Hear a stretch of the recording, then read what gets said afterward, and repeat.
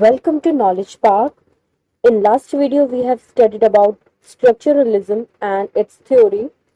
In today's class we will study about post-structuralism theory and its functions. It is a late 20th century approach in philosophy and literary criticism. It is opposition to the structuralism. Jacques Derrida and Michel Foucault are the founder of post-structuralism. It denies the existence of universal principles which creates meanings and coherences.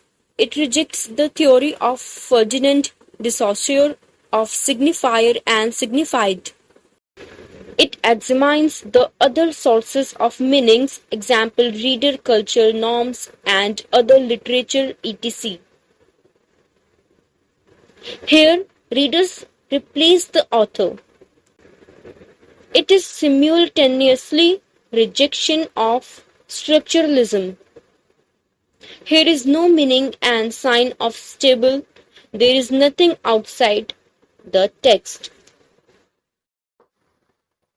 And it's a request, if you're finding it useful, do subscribe the channel, like the videos and press the bell icon for more updates of videos.